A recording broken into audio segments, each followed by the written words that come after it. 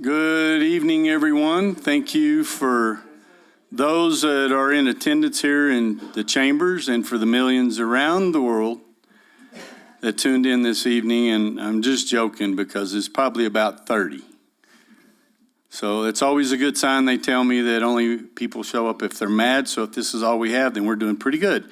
But this will be on YouTube and it's also on Zoom. And hopefully everybody can tune in. And if you can't, you can go back to the archives on YouTube. And it's archived for my fans, or as they like to call themselves, fact checkers. And so any of the information that we talk about tonight will be on the website, so you can break it out. During the presentation this evening, if there's any information you're not sure about or you have a question, we're going to have a little question and answer period at the end. And so I have a lot of our smart people here in the audience. So obviously, if I can't answer it, we can get you an answer. So we'll go ahead and start. And if we can switch over to our slideshow, please, Nicole. And first of all, I want to give really a lot of credit and a big thank you to a gentleman by the name of Mark Stambaugh.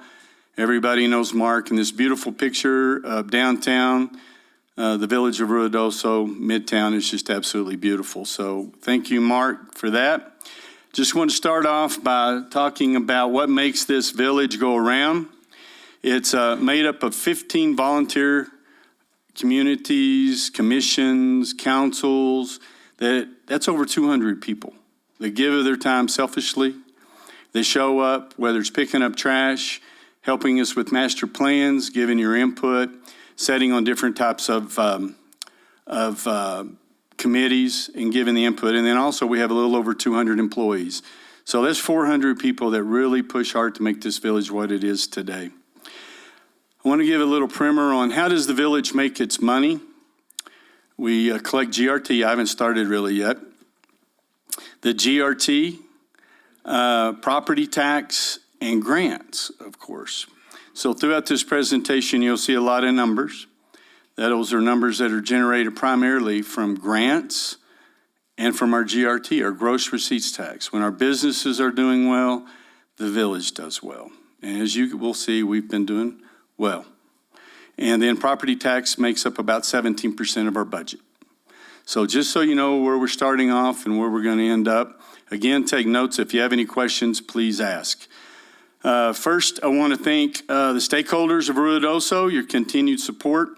Because without you supporting the initiatives from the GO bonds and the other things that we do, we wouldn't be able to make any of these type things happen. Whoops, I hit the wrong button. There we go. We want to talk about top priorities for 2024, which is our current financial stability, capital projects, water, of course, workforce housing, which has been moved up the list. Everybody we talk to in businesses, that's their number one concern right now, is we could do more. We could generate more GRT. We could have more for our families if we had workers. And we need workers, but they don't have a place to live. So that's been a priority. The village has worked on this for over 25 years, and we're finally making some inroads with a lot of work, as you'll see. Recreation, that's what we're using, is what God gave us, the beautiful outdoors with outdoor activities. So we're working hard on all of those. Tourism, that's our bread and butter. That is our industry, is tourism.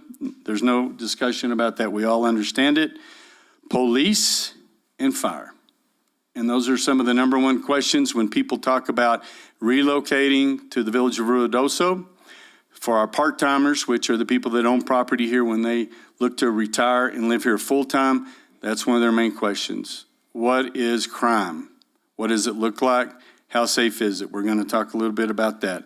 First, we're going to go into financial stability. I want to thank Judy Starkovich. She is our financial, mostly the whole department. And she does a wonderful job, and it shows out every year in our audits that we get audited that she does a wonderful job. And so she keeps us all up to date on what we're doing, where we're at. So you can see here, it says a total budget of $112 million. Well, within that, we have, for fiscal year 2024, we had a cash balance, the village began fiscal year 2024 with a cash balance of $63 million. And it's currently, we're projecting revenues of $74 million. which amounts to $137 million. Now, we're talking about fiscal year and in some instances, calendar year. And then one of the things you're going to learn through this presentation is we bid very conservatively, budget-wise, on revenues, and we're a little liberal when it comes to expenses. That's just the way we've operated for a long time. Many councils ago decided how we were going to start saving money because we were in the ditch at one time, and we don't ever want to get there again. The increase of our personnel budget, we're trying to bring hiring rates into compliance with what's going on around the country. Anybody that has employees that's been to the grocery store, that's been to your favorite restaurant, has seen unbelievable increases in costs. The same goes for hiring quality people. So usually we review personnel costs one time a year, maybe two. This time we've done it more than that. And so we're in a constant state of how do we pay our people what we need to pay them? How do we attract the good people that we need to make this village successful? And how do we do it so that we have long-term success? The last thing we want to do is get ourselves in a corner where we're not going to be able to pay and play for what we have. And some other communities have done that, and we don't want to be that one. You've all heard the horror stories from California. We also rolled over several capital projects from fiscal year 23, and we've been very successful at securing grants, as you'll find out later, to the tune of over $70 million in grants. And those things kind of float between when they're awarded, when we receive them, all of those kind of things. So that's a good number to start off. And remember, you're talking about a village between 7,500 and 8,000 people. So the team that is working for this village is outstanding. And you'll see this throughout the presentation. Also, we've worked at renovations at the airport. We're going to talk about that. Pretty proud of that. The FEMA sewer line rehab, we finally have, we've only been working on it since 2008, but we finally are finalizing the major portions of that. Next, we'll be working on bridges. There's also several other legislative appropriations that we're working on that we really can't discuss too much about until we actually have them in hand. All other revenue categories, especially gross receipts tax, are performing better than budget, and that includes lodger's tax. Okay, let me switch to slide 4. The debt reduction. Am I on the right one? Yes.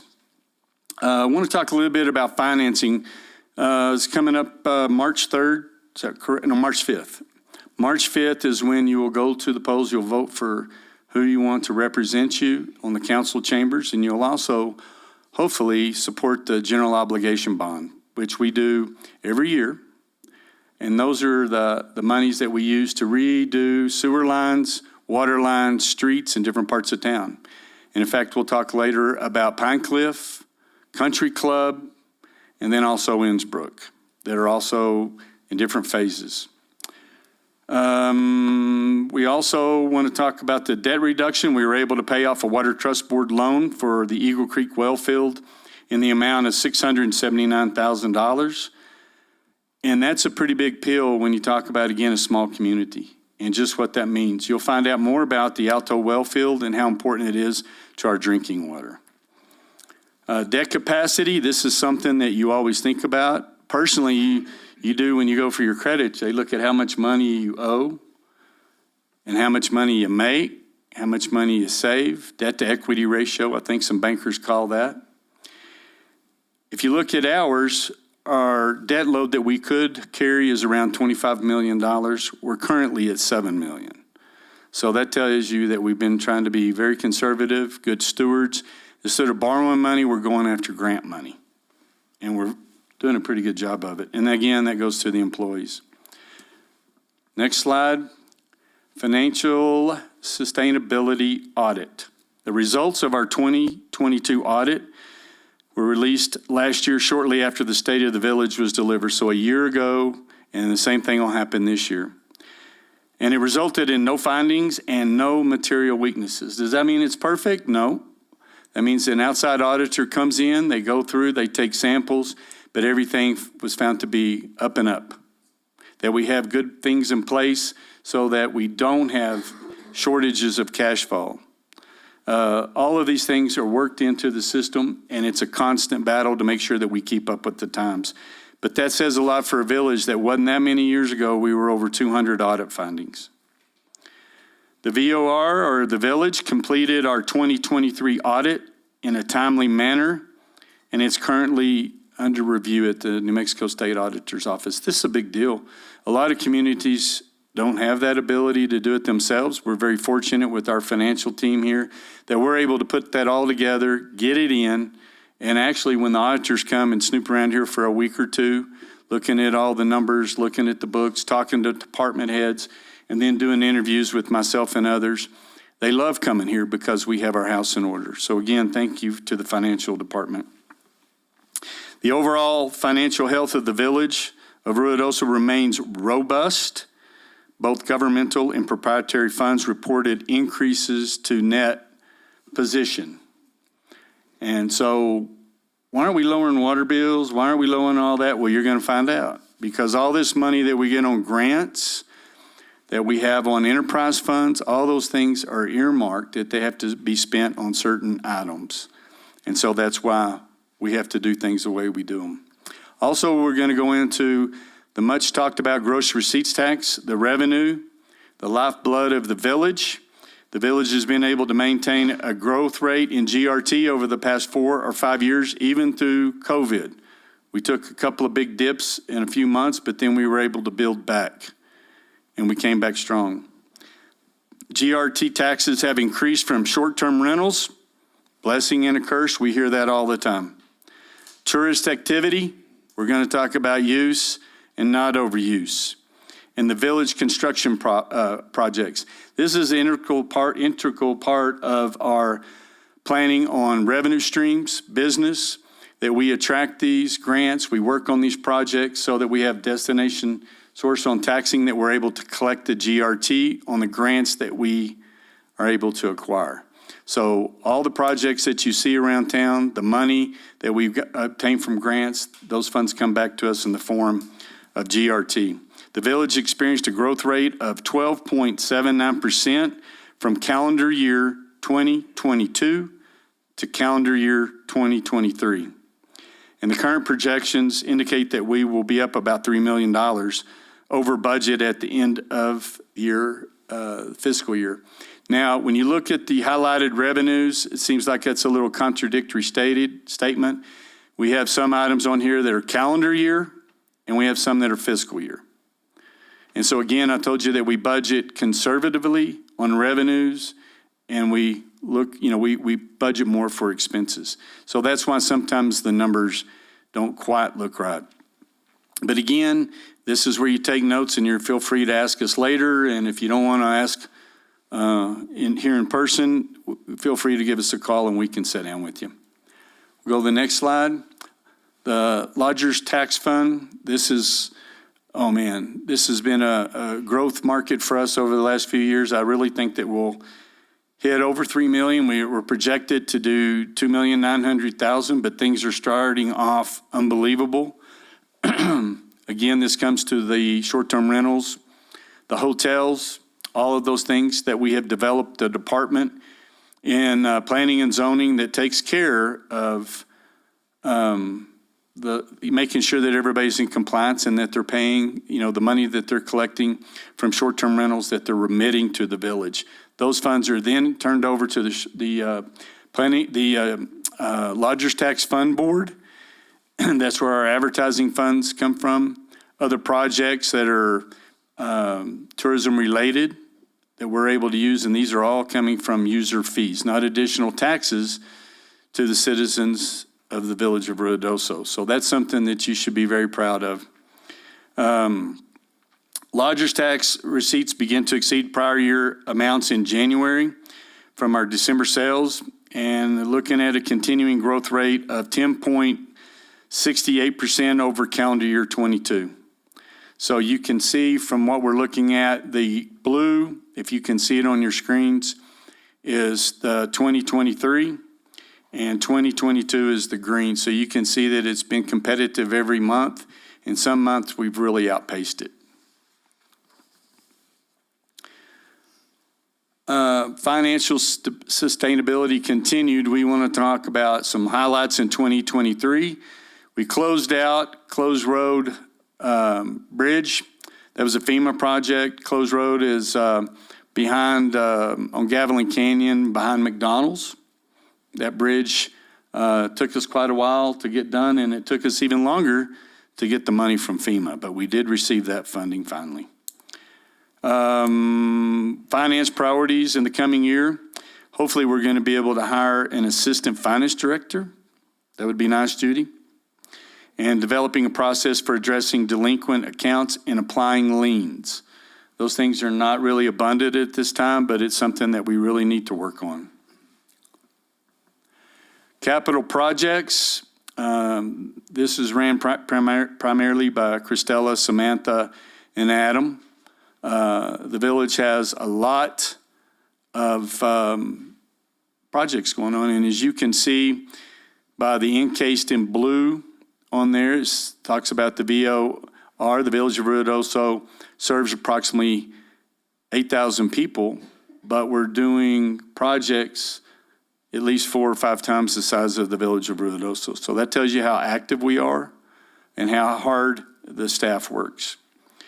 In 2023, several capital projects reached completion, including Meacham Meadows Workforce Housing.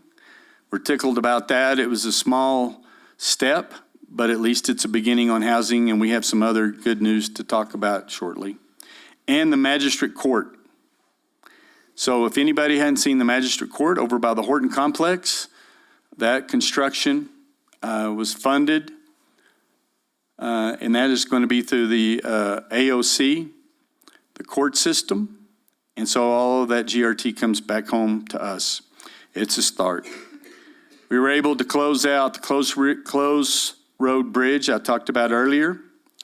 The department's ongoing projects not only contribute to our growth, but they also serve as the economic stimulus that I talked about in generating GRT. So this not only enhances our infrastructure, but also our revenue streams. So that's important for you to understand.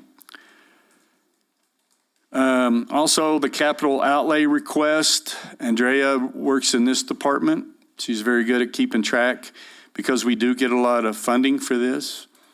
One of the things that we found out is that, yeah, it's easy to work with contractors, but they're watching out for their bottom line, not ours.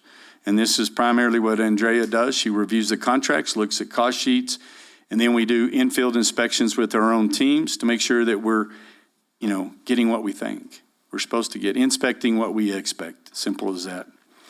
In 2023, we completed several capital outlay projects, including bridge replacements, sewer system improvements, and construction of the Wingfield Heritage House Museum. We're really proud of this one. I can't wait till it's fully open, and we'll talk more about that because it lets a lot of us that weren't born here but got here as fast as we could understand the culture and how we fit in it. In addition, we received monies from the Senate Junior Bill that were used for the Ruidoso Midtown Association and the facade grant improvements in Midtown. We had approximately 11 businesses that applied and that were awarded about $230,000 between all of them. So if you saw some of the businesses in Midtown getting painted, fixed up, new shutters, things of that nature, that's where those monies came from. We worked hard to get those, we got them, and we had to expend them quickly, and fortunately we were able to do that. Also, the current legislative session, we are requesting funds for even more workforce housing and bridge replacement. That has become our mantra. It's the same song, it's just a different verse. The first verse is water, water, water, water, water, and then it's housing now.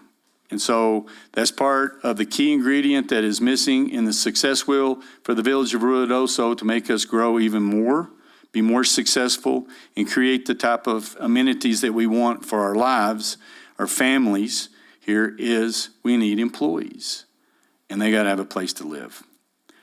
We're also looking, in addition, to fund fire and watershed improvements, outdoor recreation, infrastructure development, street and drainage improvements. All of these things are in the works in different stages, and we'll be working on them this coming year. Next slide. IT, information technology. Thank you, Andrew. You know, he's the one that's always helping us get our stuff straightened out.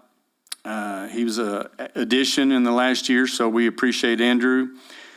2023 highlights. Fiber optic project has finally gotten to the stage where homes are being connected to the new system, and we'll be getting Windstream Kinetic to start putting that out with 1 gig up, 1 gig down, true fiber. And so this is something that I cannot tell you how many years ago, 10, 12, 13 years ago, I sat in this very room. I sat at other rooms that people like Becky Brooks would facilitate, others that are out there listening, some in this room would show up, and we would talk about how do we get better fiber for the businesses in town. And we're finally crossing that threshold. So this is a big deal, folks, and we're very happy that we were able to put in our funding, leverage. We put it together, a cocktail funding, as we like to call it, mostly grants that we were able to obtain that. And so in the near future, homes will have true fiber. Items in 2024, we're evaluating our current phone system, and we're going to procure a new system. We've had some issues. We're looking, and that's one of the main things with the new fiber is we will have redundancy. So if we get another cut in El Paso, Las Cruces, on the reservation, wherever, how many lost phone service today on Verizon for a short period? Yep, yesterday, last week. It's constant. So those are things that we're ensuring that we will have, that we have backup and true redundancy. So we're looking forward to that day also. Next slide. Human resources. Thank you, Cheryl. She's like everybody's mama. Okay? And I'm not saying that in a bad way. It's just that we got a problem, go talk to Cheryl. So we appreciate what Cheryl and her staff does. 2023 highlights. HR implemented ongoing training opportunities for our employees, like CDL training for vehicles. You don't think about things like that until you can't drive a big truck and you don't have employees that can do it. So we were able to work in a partnership with ENMU and others to do CDL training right here at White Mountain parking lot. We were able to get, I believe, 5 of our employees certified in CDL. That's a great thing. Also, we're working with ENMU and others on our water levels 3 and 4. So those are a lot of internal things that we're working on, and we appreciate our partner over at ENMU for being able to help provide what this community needs. You know, we got plenty of other colleges around the country that are trying to do other things. We want to be successful, and we need other things. And there's some fun things coming out of the college, just hide and watch. We've just with some of the training and some of the pay that we've instituted, the options that we give our employees, we've actually had a small influx. I don't know if you call it an influx, but we've had people that have started coming in that we're very happy to have, high quality employees, some of them very young, so hopefully they're going to be here for a long time. I know one of the things that we're working on in 2024, some of the priorities, is formal training for supervisors. That's a big thing. You don't think about it, but knowing how to be a supervisor when you've always been supervised or unsupervised, how to keep track of your goals and all of those things, that's a big deal. And so I'm excited about that part of it, and it also goes hand in hand with our succession planning. There's a lot of folks that we have in key positions. I see a few of them looking at me. I'm not going to look at them too close because they can retire pretty soon. And all that wealth of knowledge, all that of experience that the village has benefited from will be gone. So we're wanting to make sure that we can pass that knowledge along, stay in good graces with those folks, because used to your knowledge, you knew where all the valves were buried. Now then we've got everything on our asset management planning, so that's a good one too. So continually we'll be working on employee incentive plans and for anybody that completes state or national certifications, we look at how do we compensate them for that. Community development. This one's kind of a catch-all for a lot of different things. And that is ran by Samantha. She has a lot of help from Stephanie and Adam. And Adam Sanchez is in a lot of different things. 2023 highlights: the completion of Meacham Meadows was certainly a highlight. I know it's only 17 houses, folks. It's over there by Dollar General.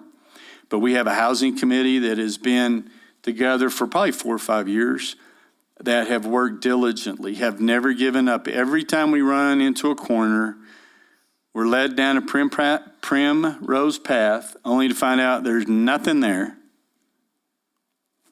and promise that there's money coming that doesn't make it. And so finally, we have something across the finish line, and that's an incentive to us all. We're not through with that area over there. We still have some aesthetics, some beautiful things that we need to do as far as greening it up, planting a few trees, working on some parking. The village is continuing to work with Mesa Apartments to reapply for the 9% tax credit. That's a big deal. This is over a $20 million project. It's on the property that's owned by the village that was named Elk Meadows. It's on right down the road from P&M, which would be the east side of the road. And we have that acreage there where we're looking to build an apartment complex with 72 units. Also, in the development of that, and I said we're reapplying, because this will be our third bite at this apple. We always get beat out. It's a point system, and we get beat out by the big boys and girls in Las Cruces, Albuquerque, Santa Fe, Rio Rancho, even Roswell. And Las Cruces is really a long ways on a big project there that is going to help their community tremendously. But we've had to get creative. So we worked real hard. Samantha and her group worked on what's called the Metropolitan Redevelopment Area. And what that does, it's the area from Suttereth and Meacham, this latest one, all the way up to Swiss Chalet.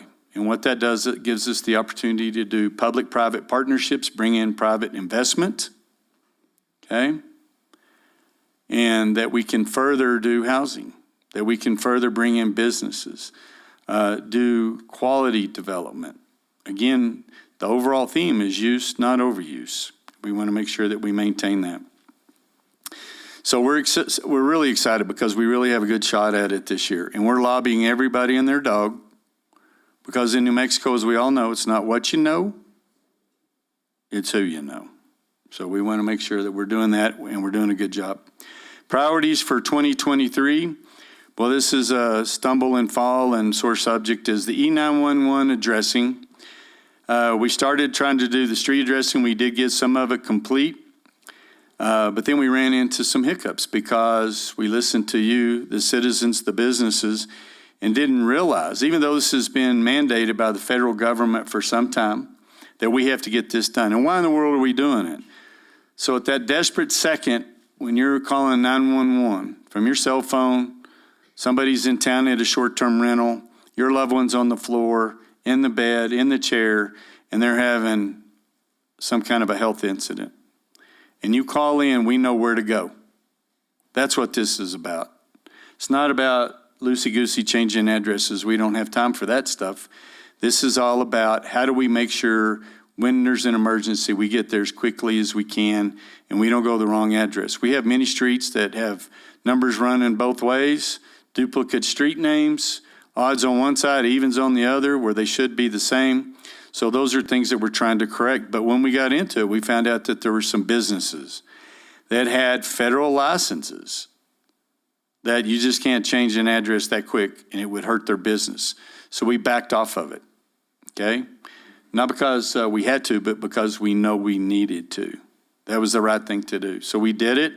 We're still working on that. We've engaged a private firm to come in and help us. That's what they do. They've done it all over the country. So we're working on that so that we can get that done efficiently this time. Community development. We'll also work to obtain a grant to update the comprehensive plan that was adopted in 2019. It only took us 20 years to get it adopted in 2019.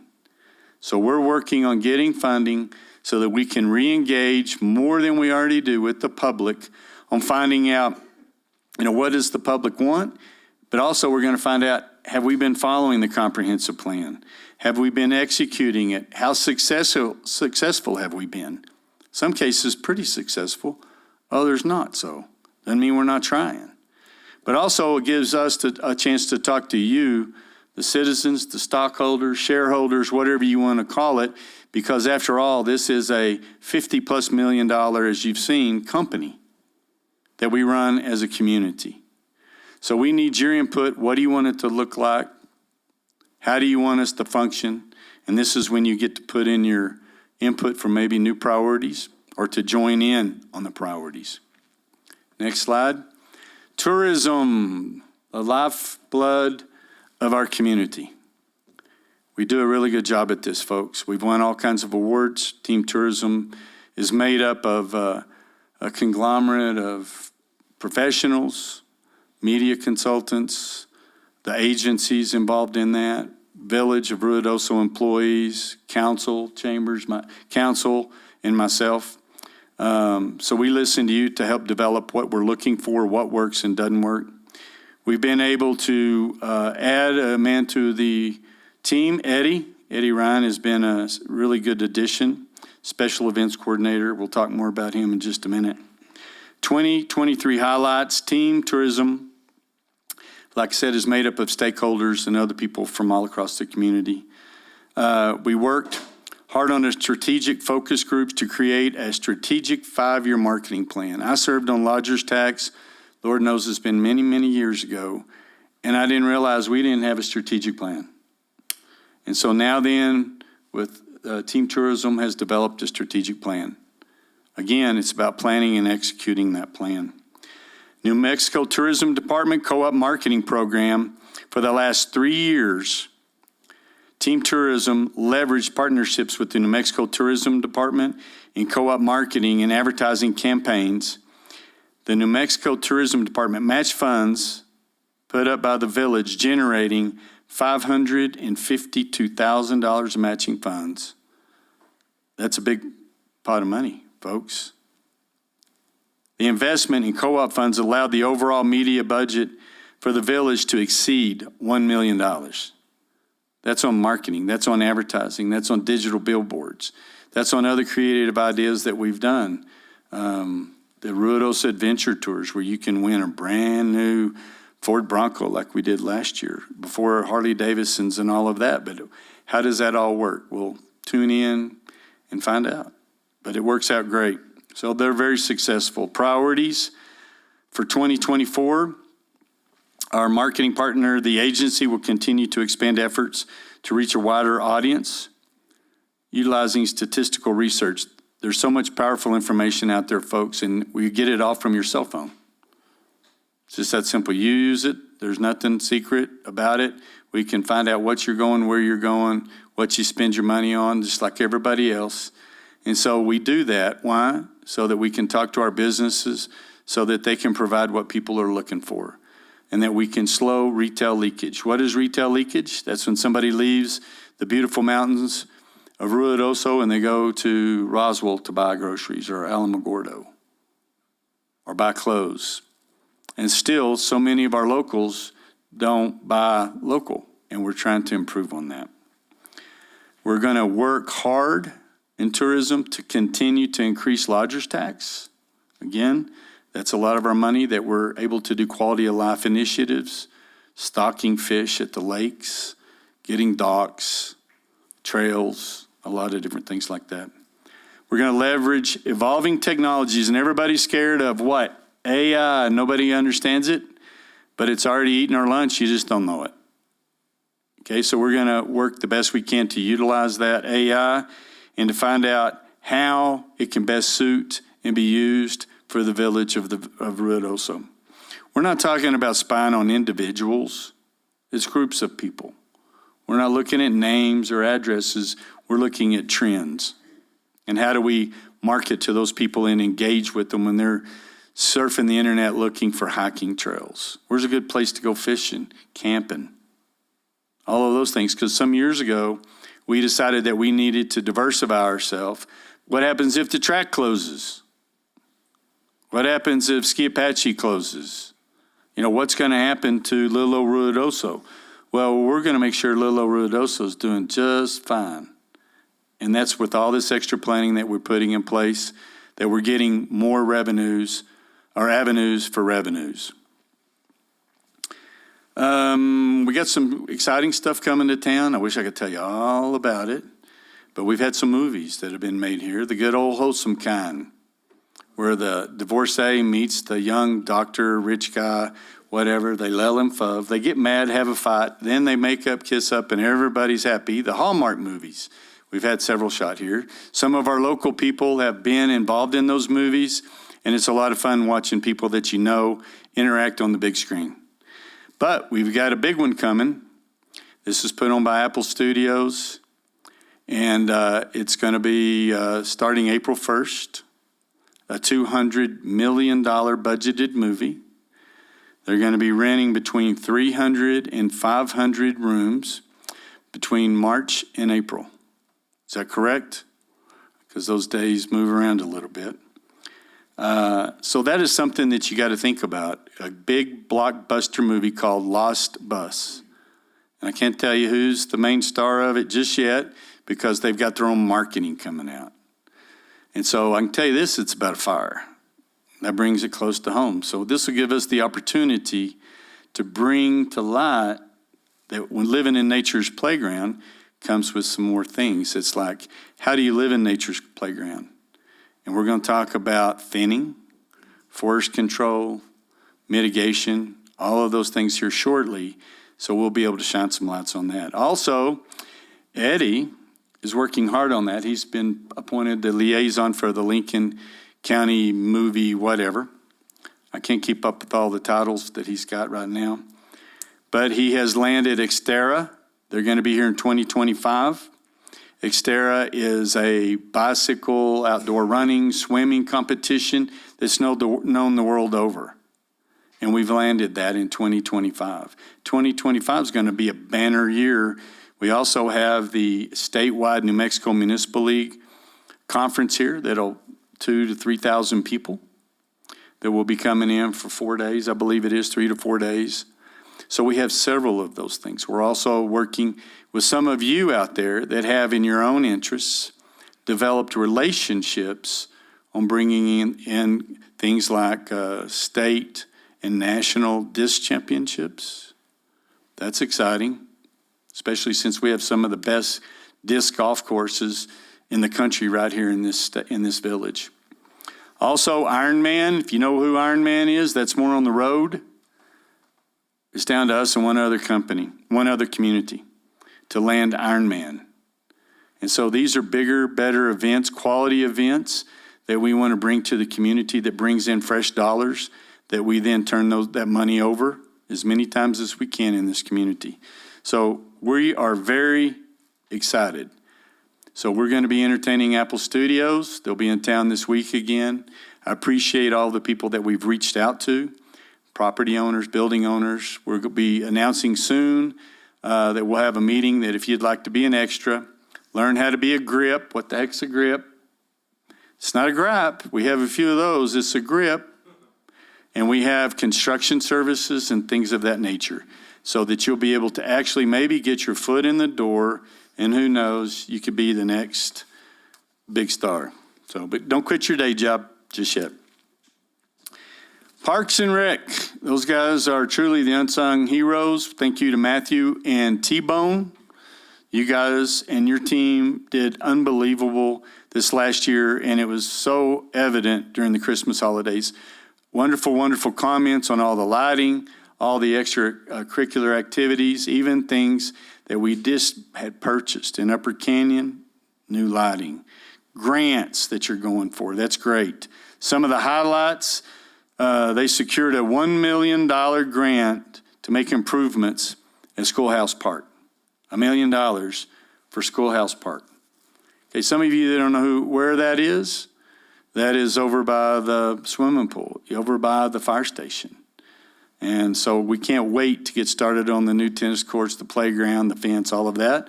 Opened up the Oso disc golf course off Ski Run Road.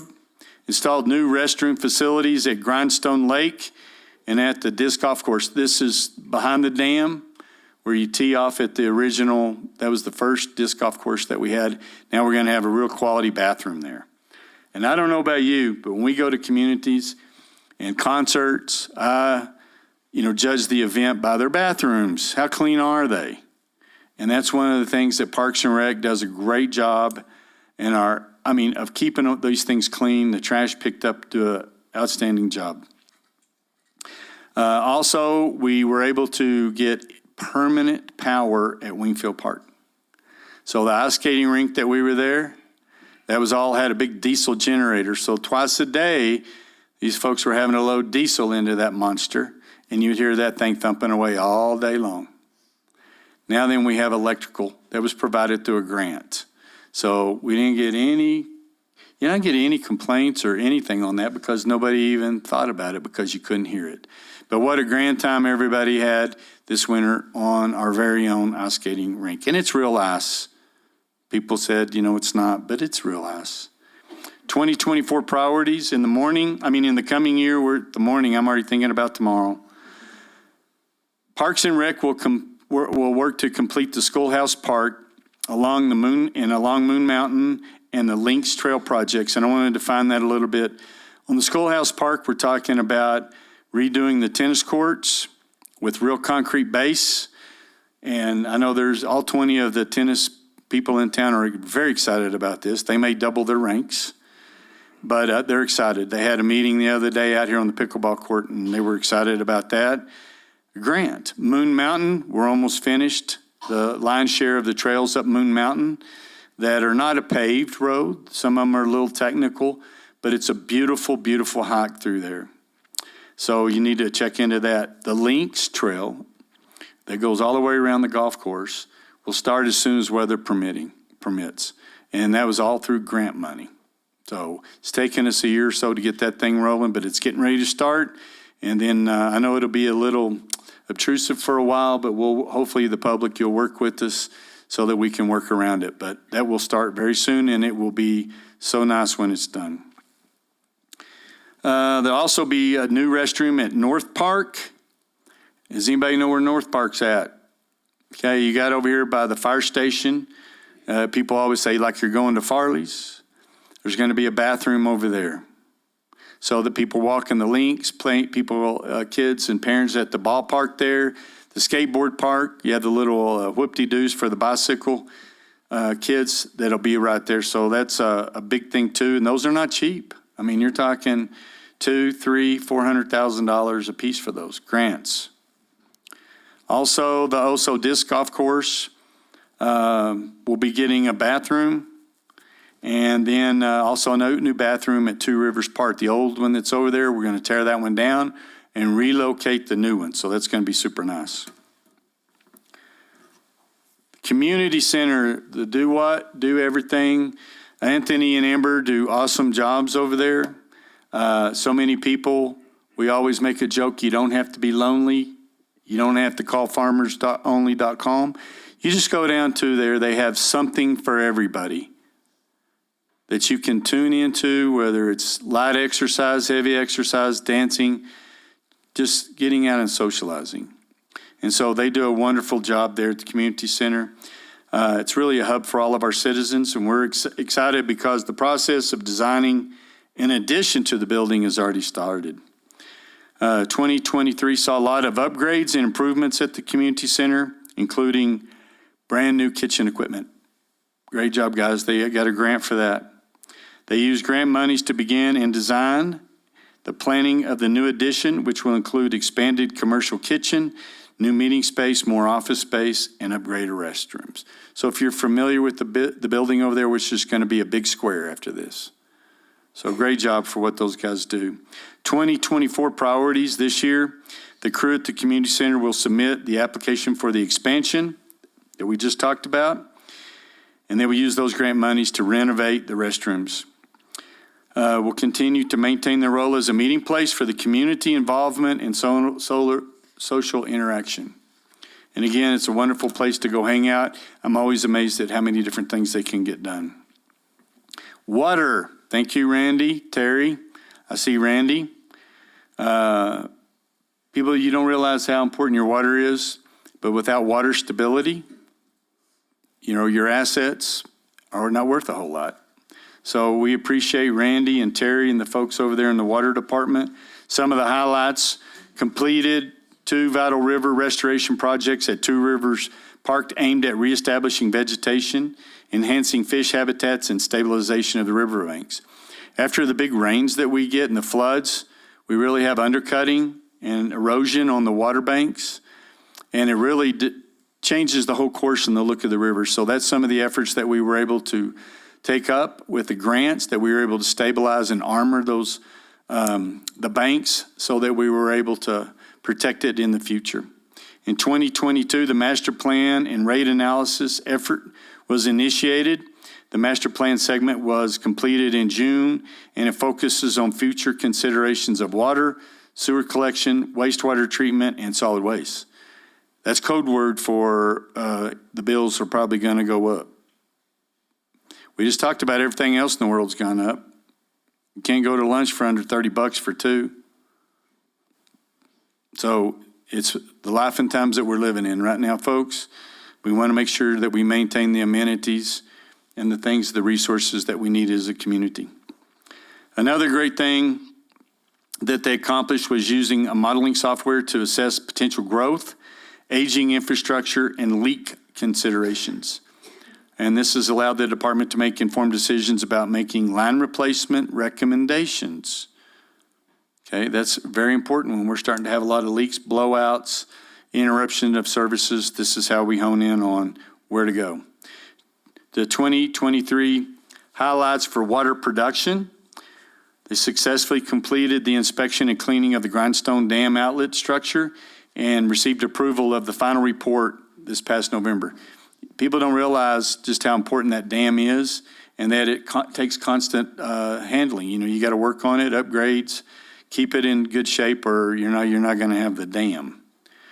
Saw completion of the Brown and Faltwell projects, which was partially funded by the Water Trust Board. This project enhances the production of the Alto Crest water treatment plant, which supplies, and we've talked about this a lot, we talk about it all the time, it provides 60 to 70% of the village's water. So that's a big deal. Kudos to the water production crew for achieving a huge milestone by producing safe drinking water that met all state and federal regulations without any violations. So that's really awesome that we were able to put that report out. Moving on to the regional wastewater treatment plant. And as we always say, the joke's old, but I'm still going to say it. They're number 1 and the number 2 business. Thank you, Isaac, David. You guys do a great job keeping that plant running. It's one of the number 1 or 2 plants in the nation right here in good old Ruidoso. The dedicated staff successfully cleaned all 6 of the membrane basins, which surpassed the historical annual cleaning rate of 4 basins a year. That's a lot of extra work. And this was done to accommodate the rise of the number of visitors that we realized this last summer. So we appreciate them doing that. They completed the master plan, laying out the foundations for the future facility enhancements. And we finalized the layout for the solar project. Yes, we're going to have solar. We've been working on this for many years. Finally, we were able to obtain a 0.0001% interest loan to go ahead and put that in. And we think we'll realize the savings off of our utility bills to more than pay for that. Also, the highlights for the watershed. Ashley's in this department. She and Christella. We received funds from the New Mexico Environmental Department, Surface Water Quality Bureau, that's a mouthful, to develop a watershed-based plan to address water quality issues that are causing stream impairment. And what does that all mean anyway? Well, any flat spot in the village, we built a house or a golf course or something on it. That is our watershed. That's where our water would soak into. So we've talked about riparian waterways, where you have reeds, you have grasses that help with the filtration of the system. And so a framework has been established to apply for funding to execute water quality, habitat improvement, project based watershed-based plan. So some of these things that we're working on in the river, once we get it stabilized, the armoring of the river, we're looking at fish habitats, things of that nature. Because it wasn't that many years ago you could actually go in the Rio Ruidoso and fish. And so, yes, we stock it, but it would be nice if they had a habitat. Next. Did I get it? Yeah, priorities for water resources. Again, this is Christella and Ashley. Progressing with the third phase of the Eagle Creek well field improvements, Alto 3 and 4 wells, and our continuing efforts to increase water production in that area. Of course, we have water rights, and we have to maintain our water portfolio. Okay, what does that mean? I mean, we don't get to use all the water that we want. We have to stay within our means. And we have more than one person looking over our shoulder for that. We received funding from the Water Trust Board to rehab the Upper Canyon surface diversion. Okay, that diversion is how we fill up Grindstone Lake. And what's happened with the weather patterns changing, instead of the gentle rains that we used to get, we're getting these downpours. And so what happens, that creates a lot of turbulence, a lot of dirt, mud in the water. And so it's hard to take that water into your treatment plant. So we have to let it go. This will enable us to be able to capture that water and treat that water in a more efficient way. Changing with the times again, people. That's what we're doing. But this is just all going to enhance the efficiency of the Grindstone water part that gets 30 to 40% of your water. Construction on that will begin in fall 2024. In 2024, priorities for water production placed on completing the Grindstone emergency spillway and concrete repairs. We're going to address deficiencies that were identified during the inspection of the Grindstone Dam by the Office of State Engineer, the Dam Safety Bureau. That's its name. This year we'll start a tank restoration project, which will focus on rehabilitating Alto West, Little D, and Grindstone takes. These are the brown and green takes that you see setting in certain places around town where we store water. And then we'll be addressing the deficiencies that were identified in the sanitary survey by the New Mexico Environmental Department. Next slide, priorities for the Ruidoso Wastewater Treatment Plant. 2024, this department will work to consistently produce the highest quality treated wastewater to the Rio Ruidoso, meeting all total maximum daily loads, TMDLs they're called, of the NPDES permit. This is a very coveted item that we have to work on every so many years to make sure that we maintain it so that we are given the permit and with no penalties. As a priority on replacing the fine screens in the spring, the upgrade will contribute to the longevity and efficiency of the facility. And this is the wastewater treatment plant, most of you may not know, is managed jointly with the city of Ruidoso Downs. We have a separate meeting, it's called the Joint Use Board, that we meet monthly to talk about issues that we need to address, and then we take it back to the prospective councils. Excuse me. 2023 highlights in the watershed. We've submitted a grant application that are similar to the Two Rivers Park river restoration, where we're talking about bank stabilization, planting grasses, trees, seeding, different things so that the bank stabilizes, and then also work on fish habitat. The initiatives will focus on remaining sections of the Rio Ruidoso within the village limits.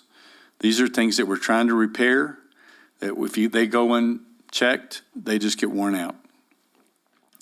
Next slide. Streets Department. Josh, good job. Jim and Ryan, you guys do an excellent job. People always say, pothole, pothole. You're always doing potholes. What do we say? Just let us know where it's at. And these guys get out there and they take care of it to the best of their ability. We appreciate what you do. 2023 highlights in collaboration with Cutler Paving. We were able to complete the repaving of Hull Road, and it greatly enhanced the quality of our road infrastructure. The Streets Department was able to successfully complete the 22-23 MAP. That's the Municipal Arterial Program, which covers Resort Drive, D Street, Upper Suttereth. And so when you go down Suttereth, you look down the side streets and you see all that new paving. That's what we're talking about. The project totaled $314,000+ with the New Mexico Department of Transportation. They provided 75% of the money. The village paid 25%. So again, this is talking about savings, having your money ready so that when these opportunities come up, the village can take advantage of these monies. A lot of communities can't, but we are. We're successful with the co-op grant, which involves the improvement of multiple streets. We've also strengthened our capabilities with the acquisition of a Caterpillar D5 fire-rated dozer. And I don't know how they found that one so quick. I really don't. The 950 loader, 2 Elgin street sweepers, and a Superior broom. We had a beautiful street sweeper right off the bat, got wrecked. I don't think we wrecked it. Somebody ran into us. We seem to have a habit of that here lately. But these are the street sweepers that keep our streets clean. And we're really proud of all of that. The Streets Department will place a high priority on overlaying 1.5 miles of country club as part of the MAP project in 2024 as a priority. There will also be a focus on milling and paving of the Innsbrook Village and surrounding roads as part of the VOR, the Village of Ruidoso Co-op project. So Innsbrook for many years has had a lot of leaks over there, a lot of huge potholes that we're constantly filling up. So there'll be water lines replaced and then paving. And so the engineering and the company's already started looking at that. Weather permitting, we'll get started on that. So yes, it'll be a hassle for a while, but again, it's going to be well worth it. No pain, no gain. 2024 priorities, the Streets Department will place a high priority on that country club. And again, that's one of our main roads. And that's one of the roads you're talking about with the police department all the time. People speeding through there. So it's going to be even more speedier. So we're going to have to really watch that out. But that's going to be really awesome once we get Country Club done. The department is also committed to being ready for repairing and building infrastructure in the event of natural disasters. Every time that we have a big flood, we have trees, branches. I mean, we've seen couches, swing sets, barbecue pits, everything in that river. When we really get a flood, they clog up the culverts. These guys are ready in action. They have everything that's got a thumb out there on it, pulling stuff out of the culverts, pulling it over. We have agreements with all the contractors in town that have dump trucks and equipment to move so we can go into action. Those are things that we've done on emergency planning. Next, solid waste. Jerry, Paul, and Robin. Those guys do an outstanding job. We get comments all the time from people that come here to visit, that move here from Colorado, other mountain states. They said they cannot believe that we pick up pine needles in front of the house, slash. It's a level of services that you ask for, that the council weighs, looks at, budgets, all of those things to make sure that we're providing you the services that we want. And we'll talk a little bit later about equipment. Solid Waste has purchased 75 additional dumpsters. If you don't keep purchasing them and keeping them up, they get pretty ratty looking. And when they're right in your front yard, we want them as nice as possible. Everybody's probably familiar with the story. If you hadn't heard it, you're getting ready to. It took us 2 years to get this trash truck. It was a side loader. What a beauty. 3 weeks after it's in service, over here by Albertsons, early in the morning, while he's dumping the trash, somebody wasn't paying attention and ran across the road and into it and totaled out the cab. So we're in the process of getting that back on the streets, and we're working with some new partners, Universal Waste Systems, on getting some equipment in there. So anyway, again, that's 2 of our vehicles that we waited a year or 2 on that didn't last long. We had implemented enhancements at the transfer station that's over on Gavilan Canyon, over there where the Humane Society used to be. That building is very clean. Our staff keeps it very clean. The inspections have come off amazing over there, but it also improves our operational efficiency. They put in some large exhaust fans because you can imagine they needed them. They also upgraded all the Tommy lifts for the bear mess trucks. If you don't know what a bear mess truck is, you're probably lucky that whenever we have somebody that leaves the dumpster doors open, you have the raccoons, the ravens, the bears get in it. They strow it all over your street. These are the guys that get out there and pick it up.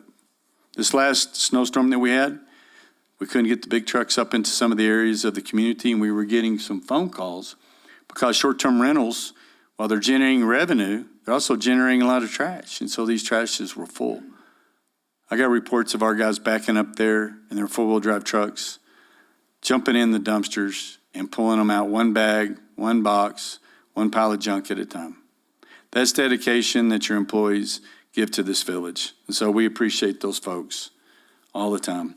But we were able to get them all new lifts on their trucks. So we appreciate those guys. Priorities for 2024 in solid waste is we're going to replace another truck. We're going to need another grapple truck. We've got some grapple trucks. Those are the ones that pick up the logs, the pine needles in front of your house. That parts have broke on them, and we've been trying to source them for over a year and can't get them. So anyway, we've worked out a partnership where we're going to be leasing one for a time, going to be replacing another one. And so we're looking forward to the day that we can get that done. And again, just on that note, if you hire a contractor to come and do thinning on your property so you can be in compliance with the village's defensible space ordinance, and you've paid for removal, make sure they remove it, okay? Make sure they take it down and dump it at the waste. It used to be called Sierra Contracting. Is it still going to be called Sierra Contracting? We don't know. Universal Waste Systems purchased it. So, but make sure that if you've paid for it, they take it. If not, it may take us a little time to get out there and get it, but we will do it. And then also in their budget every year, we try to, in 24, we'll replace more dumpsters. Next slide. Convention Center. This becomes the front door to so many different people. We book events, conventions, continuing education, you name it. The Convention Center stays full all the time. And there was a successful leadership transition. Bernadine Herrera is now the new manager at the Convention Center. She's doing a wonderful job. In 2023, the Convention Center successfully secured two major events, including the National Model A Convention and the previously mentioned New Mexico Municipal League Annual Conference.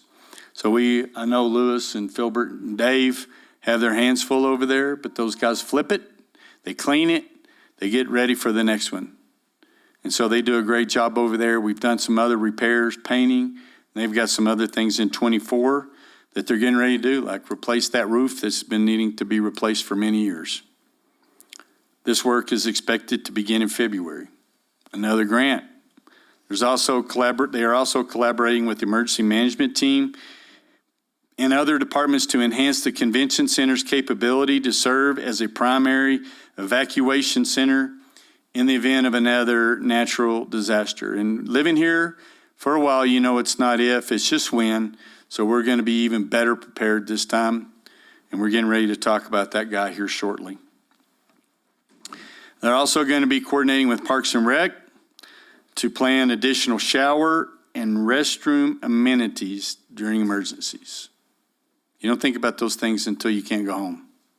Also, the purchase of a generator for the property, so that we'll be able to have services there the whole time that we're doing it. So backup generator is something that's been needed there for some time. Next slide. KRUI, 1490 AM, The Mountain. I know it's AM radio. We don't get a whole lot of service. We're working on getting a FM band, but the FCC hadn't put any out. And so as soon as they do, we're going to get us one so we can have better coverage on FM radio. But one thing you can listen to is on the internet. We have great sound, great service on there. We have people that listen all over the country and even in some foreign countries, that they check on their property, what's going on in the village, and they really get up to date on what's happening and a lot of questions answered. That is ran by Greg. He does a great job. We're always throwing him little curves on special things to do for music. We have several programs. Of course, the wildly popular Monday with the Mayor that is listened to by at least 20 to 25 people. We also have the Chamber Chat that Deborah Dowd and her group does a good job. Trad Tidwell has local musicians on there that do a wonderful job talking about the village and different things that they do. And I think Parks and Rec has a show on there. So you can tune in and listen. And if you can't listen live, it's archived. So you can come back in and listen to it later. Our online listeners, we see that. We get these things done and we're tracking, but it seems to be tracking up 10 to 15%, hopefully a month. We keep that thing moving. We were off the air a little bit during Christmas and whatnot. But anyway, that is a resource for you, the citizen. If you want to know what's going on, you can't find anybody, you want the real answer, because a lot of times we get, they don't call it rumor doso for nothing. I don't like that term. But if it bleeds, it leads, that kind of deal. So if it sounds like it's stupid, we're not stupid.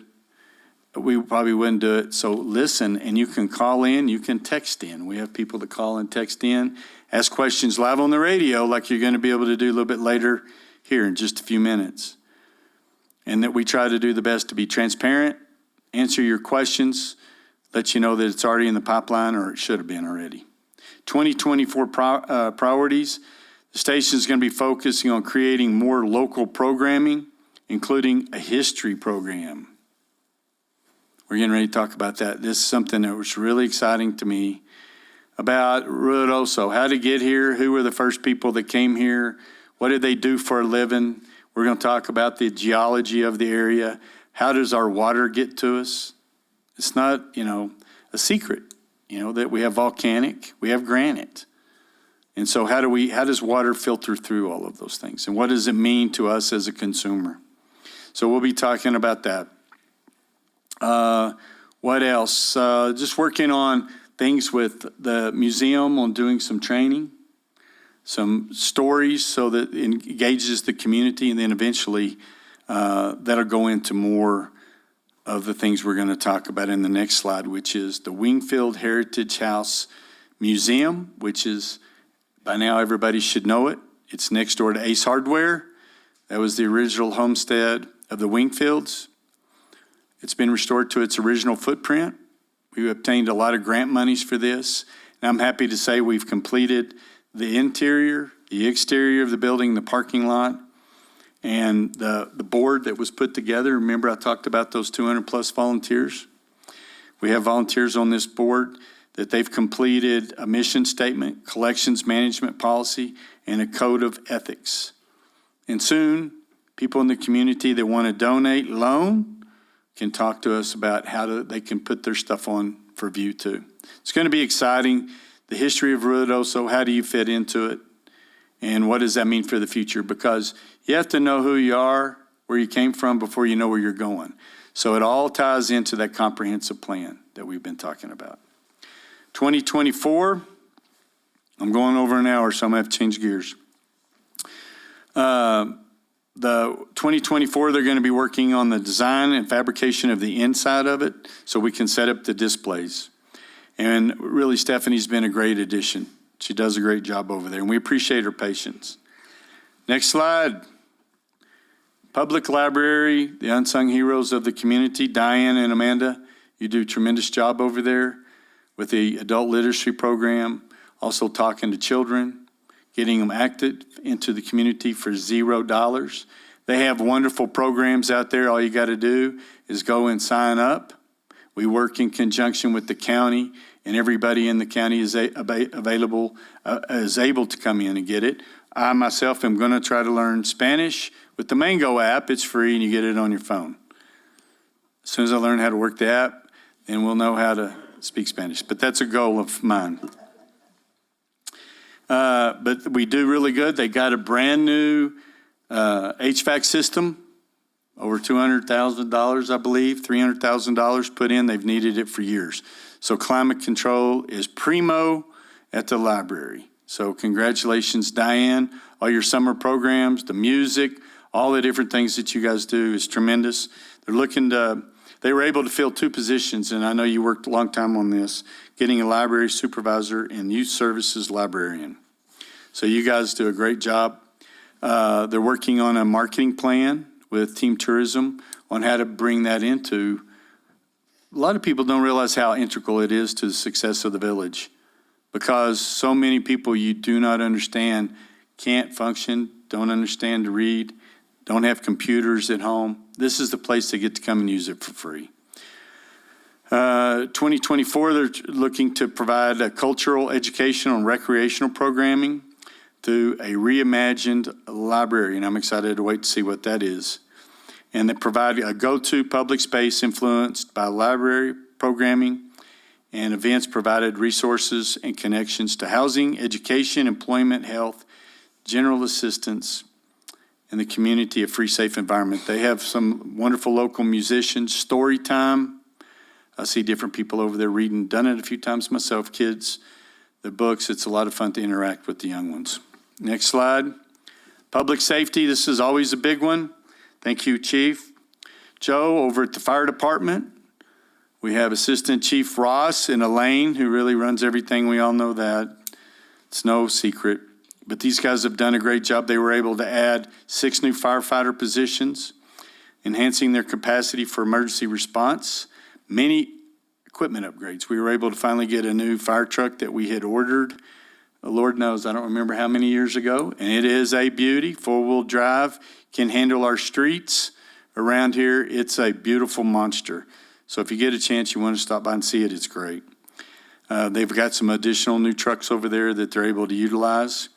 They've increased the call volume in 2023. So every time somebody calls for emergency services, that's who you get sent over there. There's a fireman, an EMS officer, the police, and the fire department. They do great work. Also, they provide services for our neighbors that are near and far. We had requests from Oregon this summer to send a unit. We were able to send a unit out there to help, because when we need help, they come. They also, a big thing, and I'm going to hit on it real, because this can go on for hours, but working with forestry department and thinning, providing that, make sure that your fire hydrants work, that we have water storage if we don't have a fire hydrant close to your house, to keep your ISO, that is your insurance service organizational rates that dictate your insurance rates on your house. Up until last year, that was really a good indicator, because we're at 2. The best you can get's a 1. But then they come out with a thing called a fire line. And that's a new metric that we just found out about. And so it rates you in the fire line. So if your house property insurance went up, or even if you were canceled, those are things that we're constantly working on. Can you imagine what your insurance rates would be if we didn't have the personnel, the equipment, the resources, and the water to handle a fire? The police department, Chief Chavez, Deputy Chief Minner, doing a great job. They've reimagined the police department. The culture over there is awesome. We get compliments all the time on our officers. We've been able to recruit some new ones. In fact, the police department for the village was recognized as the Department of the Year by the village, which reaffirms their commitment to transparency, accountability, and public confidence. So we appreciate all the work that they do. They're constantly utilizing the latest tools and technologies that optimize their workplace. And as again, like I said, there's been transformational changes made over there. Also, the dispatch was moved to the new state-of-the-art consolidated dispatch facility at the Horton Complex. It's really beautiful. And I know Katie's, the supervisor there, is very happy with that. Now then, we're just attracting some more first responders known as dispatchers to work with her. Officers were also equipped and to be trained with the use of breaching tools that were generously donated by a donor after the tragic school shooting in Uvalde. And I can assure you the police department works with our local schools throughout the county on processes for just how to handle it. What happened in Uvalde, how do we make sure that never happens here? Also, something that has been very well received, at first I was kind of grimacing about, is the Citizens Police Academy. Chief Chavez is coming up on his 4th one. I know all of his officers participate in that, and we have some graduates in this room, but it really has changed the interaction. A lot of people that were very critical, I would say hypercritical of the police department, that signed up for this. I was a little nervous about how that was going to work out. are now some of the biggest fans because they understand what it takes and just everything that the police officers have to go through to make sure that they provide a safe environment. You know, that when we need them, they're there. The rest of the time, they show themselves friendly. We always said we want to be more Mayberry RFD than Dirty Harry.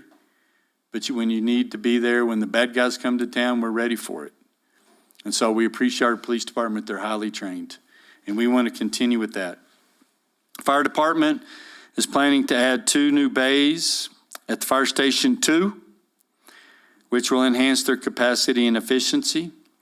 Also working on the acquisition of another Class A pumper and water tender. And then they're going to collaborate closely with the village's forestry department to improve and implement the community risk reduction program. It's a fancy word for mitigation, for thinning your trees, you know, cutting your grass, raking your pine needles. The police department's priorities in 2024,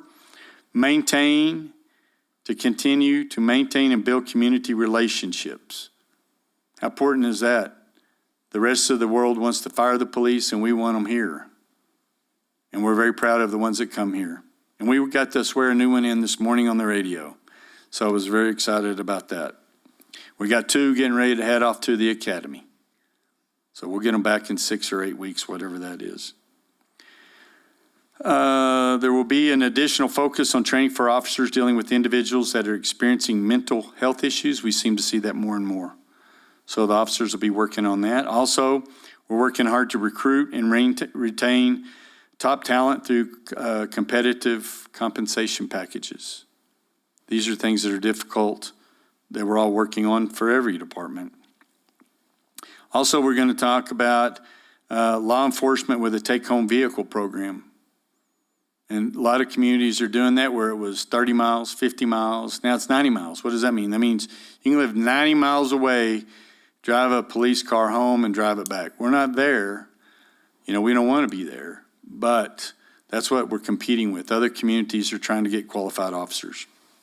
Finally, the RPD will complement the computer-aided dispatch system with new laptops that will enhance operational efficiency. We're really proud of the consolidated dispatch and how it's going to improve efficiencies, because before we would have to call down to the downs, and then they would call out. This way, one-stop shop, every second counts. Emergency management. This was a big acquisition. By big, I mean 6'7" acquisition. By Eric Queller. Oh, there he is. He's over there giggling good. The village emergency manager.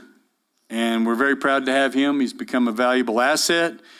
Starting to be very well recognized in the county as an expert. So we appreciate that expertise. The Office of Emergency Management, or the OEM, has worked with Lincoln County entities to complete the update on the multi-jurisdictional hazard mitigation plan and is now awaiting the final approval of FEMA. Hey, you got to have all this stuff in place and in plan if you want to get reimbursed from FEMA. Okay, so everything has to have a plan. Do we know this in the beginning? Oh, no. But now then we do, and Eric has spent many, many hours with FEMA representatives in the office in here trying to work out details of this. Also, the OEM has worked with the state and federal recovery partners to significantly increase McBride Fire Public Assistant reimbursement from $11,000 to $350,000. That's working hard for your community. Thank you. We also successfully implemented the Integrated Public Alert and Warning System, IPAWS, for the village-wide emergency alerts, which will ensure effective communication with both residents and visitors. People come here, they don't think about it.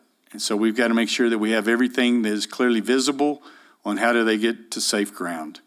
Priorities in 2024, OEM will work with village staff and the community to ensure residents and visitors are signed up for notification and that you understand emergency procedures. During the McBride fire, you know, with all the power that was off, we didn't know what. We couldn't set alarms off. You couldn't call. There was no reverse 911. So now we've outfitted everything that we can with the speaker system so we can drive in those neighborhoods and alert you. Okay, we're working on upgrading our sirens around town. Some of those things are older than I am. They're not cheap, but we're replacing, I believe, 4 We've ordered 4, 3. We're ordered 3. Thanks for the finger signal. 3, and we're going to get more. Also, the proper response and preparedness in emergency situation has to be practiced. It needs to be muscle memory, people. That's when we talk to people about getting a go bag. What does that even mean? And how many people during the McBride fire had a go bag, but the fire and the wind was so intense they didn't even have time to get their go bag? Okay, so this is about being prepared. How do we alert our citizens if it's in the middle of the night? If we lose power again, what do we do? How do we contact our people to make sure they're safe? So we're always working on those things. And then again, the outdoor warning systems, we're going to be improving those and have already some. Next is another addition, this to others. We talked about the convention center being the front door to the community. Well, maybe this is too. For a lot of people that fly in on airplanes, come to the races, hobbyists, we're really working on Sierra Blanca Regional Airport. In 2023, we had some big gains. We watched the legislators, what they were wanting to do. We've had plans in place, and when the money became available, we jumped on it. We were tighter than skin on an apple with the State Airport Aviation Board. We're calling those people, and we were able to get over $13 million. And you think about it. Again, we're talking about a community, 8,000 people, $13 million in grants that we redid runway 1230 and taxiway B, put lighting on it.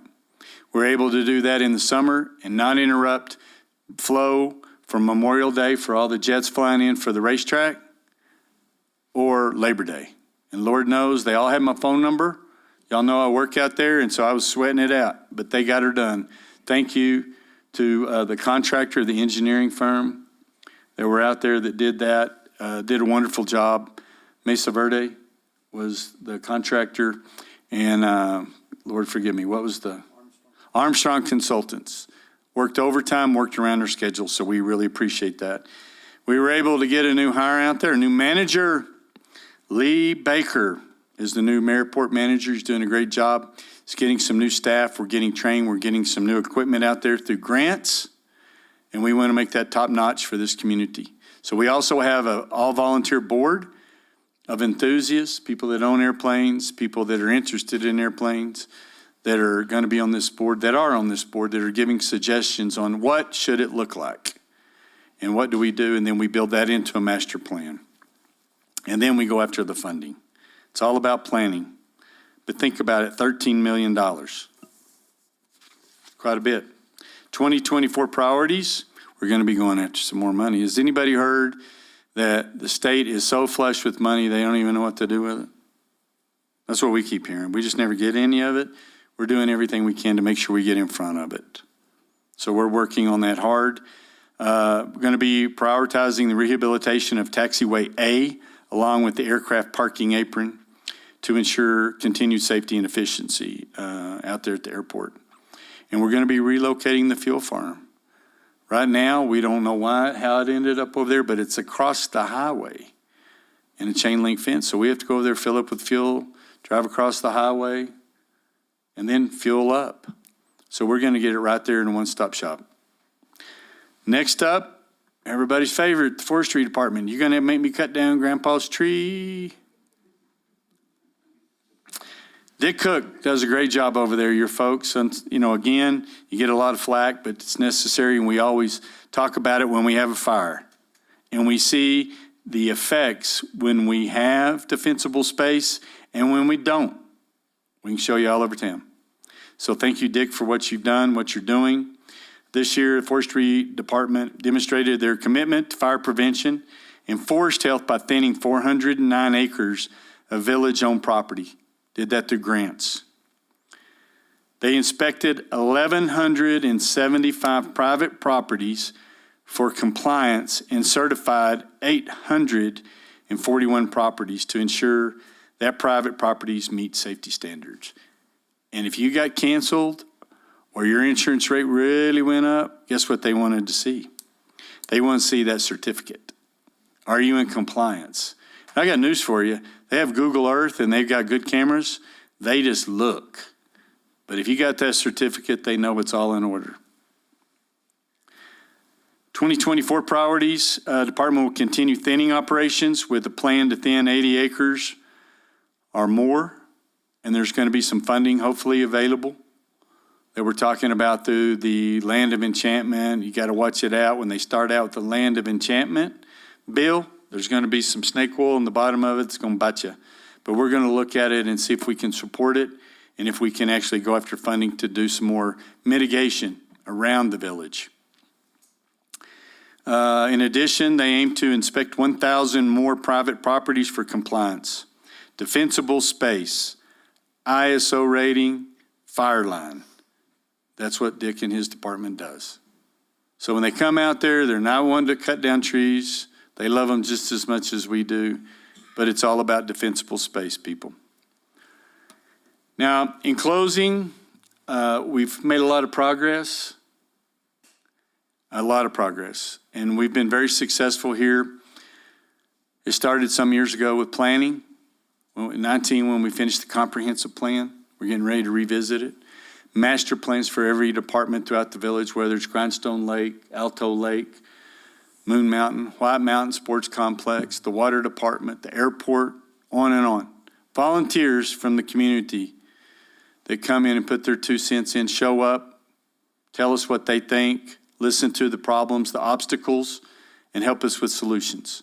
That's what's making this community great. It really is. And then it's the staff that we have at the village that are pulling these things off, that make things happen.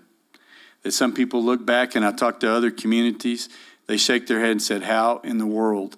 I can't even get anybody to sit on the Planning and Zoning Board. Lodgers tax, well, we have about $80,000 a year in lodgers tax. We don't have GRT because we're hoping that we get a new ALSIPS. We're very fortunate here, people, and we need to take care of what we have, improve what we have, and build the community that we want. And all that's made possible by not just the employees, but a wonderful council that we've had together for a long time. And I want to thank Rafael Salas. I don't see him here.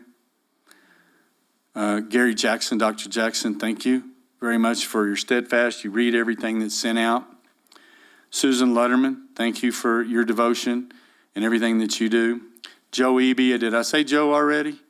He's so quiet, I always forget him and have to say him twice. So the guy that's so lovely, you have to say it twice. Joe, thank you. He's been here for a long time. He shows up on different committees, does a great job. Darren Hooker, who's not here, does a wonderful job. And I even have to drag Tim Coughlin back into it because when he was here, he was a big part of it. He's now retired and moved off to Florida. But these people are the ones that read the information. Starting tomorrow morning at 8 o'clock, we have a quick special meeting. Right after that, we go into strategic planning. If you all like working on your home budgets, this is for you. And that's what we're going to do. For 2 solid days, 6 to 8 hours a day, is going to work on strategic planning with their different department heads, on budgeting, what we want to accomplish, all of these things that we talked about tonight, all the department heads put into this review of the year. So we appreciate all of that. And is there any questions that anybody has? I do have some that I got text right before it. So I'll give some people some time. If you want to call in or on Zoom, raise your hand and ask the question. We'll be happy to answer it. Housing. People say, why is the government getting into housing? You should leave that alone to the private sector. I agree. I want the private sector to do it. But one thing that we have had is non-participation. Or I should say we haven't had participation. Especially during COVID, the cost of building materials. I don't know if you've bought a house lately, if you've looked at buying a house, if you work in these houses, what the square footage to build a house is now of any quality, what rents are in this community for a little 2-bedroom, 3-bedroom POS. And I'm not talking about point of sale system. $2,400. When you're trying to recruit people that work in Parks and Rec, Police Department, it's not just the village, it's the hospital. We meet with the administrative staff, Todd Overhue and those guys. We meet with the NMU, the college, on how do you get people to come to town and where can they live. We lose good quality people. So that's why the village does it. It's the government should do when private sector won't do. But what you have seen is we talked about Meacham Meadows, and when we nail this 9% tax credit over Elk Meadows, and we put up those 70 units, I think you're going to see, because we're already seeing private interest with the development and the adoption of the MRA, the Metropolitan Redevelopment Area. That gives us the ability to do public-private partnerships to garner lower costs for the building costs.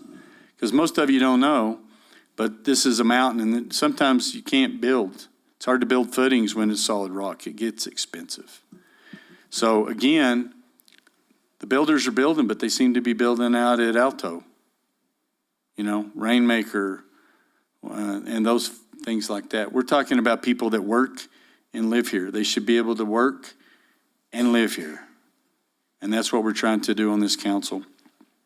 So that's my answer to you. I would agree with you. I think the private sector needs to get involved, but until that day, we're working on it. And we did just receive a $3 million no-match grant from the Housing and Homeless Department at the state that we've been working diligently my whole tenure here to get housing money. And then they call us just a couple of weeks ago and says, okay, you're getting $3 million.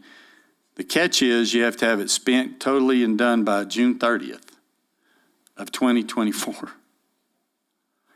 Okay, if we hadn't already been planning on this, folks, this is $3 million, bye-bye. But because we've been planning, we had shovel ready. I'm not talking about, we've been thinking about it ready. Shovel ready, we own the property. We've done some in-kind work, some excavation over there, layouts. We've been talking to modular homes. They're not going to be trailer houses. It's going to be a beautiful little community. We spent time, I went to look at some of these homes in Georgia. We went up for an RFP that's due at the end of this month. We're going to pick somebody. And with that $3 million and the money that we already have and the investment we've already made, we're going to knock this out. And so we're going to have 14, maybe one more, beautiful, safe, secure, energy efficient. And what? We're going to put gas in them? Did he say gas? We're going to have gas stoves? Yeah, we're going to have gas stoves in them. Gas heaters. And those are going to be available after June 30th, Lord willing. And we're working hard on it. But if we weren't ready for that, that would have passed us right by. And we have other ones in the works too. We're really excited about that. One was about the insurance rates, but I think I kind of answered that. We're doing the best we can. Is anybody online raising their hand? Okay, I bored everybody. I know everybody's looking in here and yawning. Since COVID, nobody can stay up past 9:30. Yes, sir.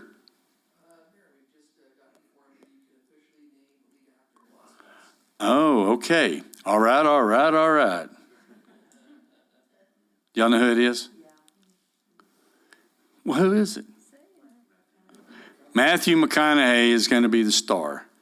So we're excited about getting a Texas boy in here and looking forward to that. I know they're going to be renting properties, and that's one of the things that Eddie's doing is putting together a list of properties that can be used to shoot movies, places that they can store wardrobe, all that stuff, and then also people that want to work in the industry. We give them an opportunity because it's not a one-time shot. We're looking at, with the amount of money, agree with it or not, okay? I had to get a different mindset some years back trying to get money out of the state.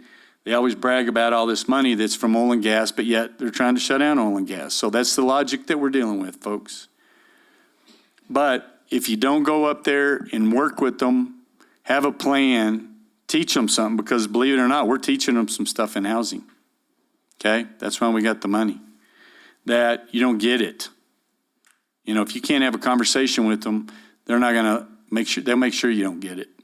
So these are things that we're looking at, but the state of New Mexico has invested millions of dollars in tax credits where if they come to a little community like Ruidoso, they get a 40% tax credit on that. So it's like they get a movie not for quite half price.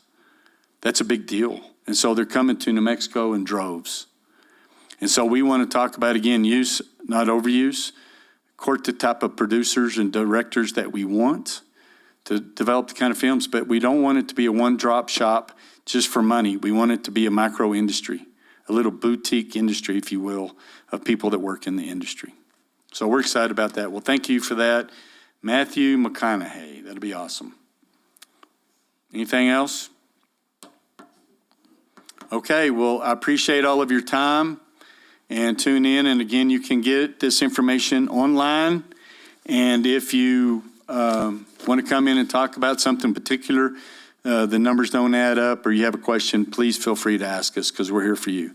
So good night and drive safe.